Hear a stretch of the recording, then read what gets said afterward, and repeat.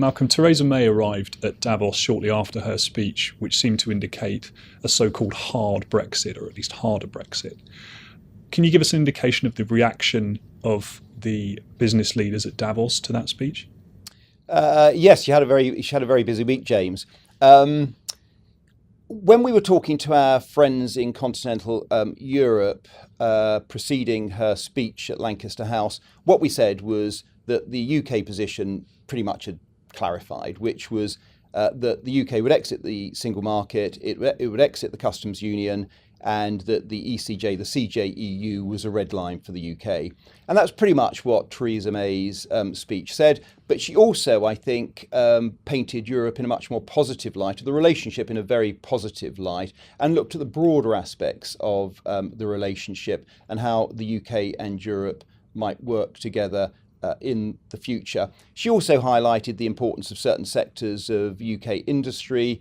And whilst we didn't learn anything new, I think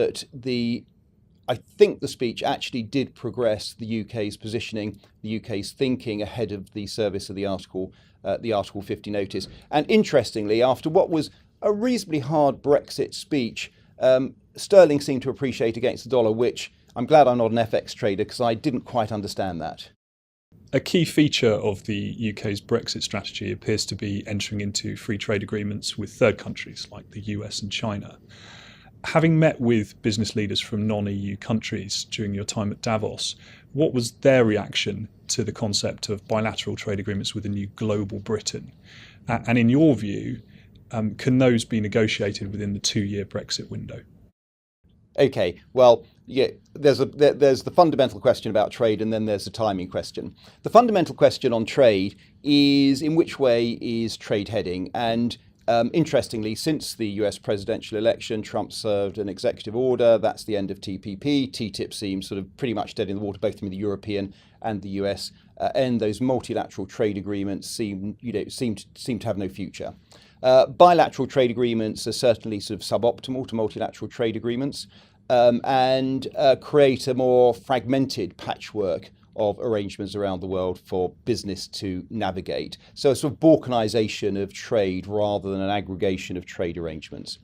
So I think that does concern business. And the general outlook on trade isn't particularly positive. And we've been in a world for the last 50 years where actually, trade occurred and trade happened naturally within companies, and boards paid very little attention to trade. Now boards are very focused on trade. They're focused on rules of origin, supply chains, tariffs, friction at borders, because that's a cost on business. So much more difficult, much more complex. And then on the timing point, there's first of all the issue in terms of the UK-EU trade arrangements as to whether or not the EU will negotiate the free trade agreement during the exit agreement phase. That's the question. And in any event, trade experts tell us that it's a 5-year process rather than a 2-year process. And what you want is the right trade deal rather than a quick trade deal. Malcolm, based on your experiences in Davos, do you think there's still confidence in Great Britain as a long-term home for global business? Or put another way, and if you had to bet on it, what do you think Europe and Great Britain will look like in 10 years' time? Gosh, now if I knew the answer to that, I would be making lots of major investment decisions. The picture is very, very uncertain. So far as the UK is concerned, the UK still remains a very welcoming country for foreign direct investment, for foreign capital to be invested. It has still many, many qualities in terms of location, language, rule of law very, very important in terms of investment decisions. So I think that the UK will look attractive in those terms. Whether it continues to be attractive as a home or as a platform for Europe is the more difficult question. I don't think we yet have the answer to that. We don't know what the new free trade agreement is going to look like.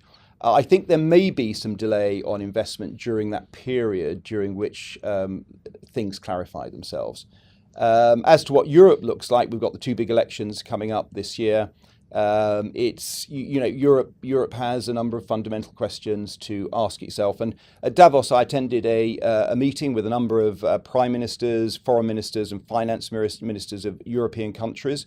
And it seems to me that there is still a lack of clear consensus in Europe as to what the future should look like. And I think it's essential that Europe focuses as much on its future as it does on its relationship with the UK. And it's in everyone's interest globally for Europe to be strong.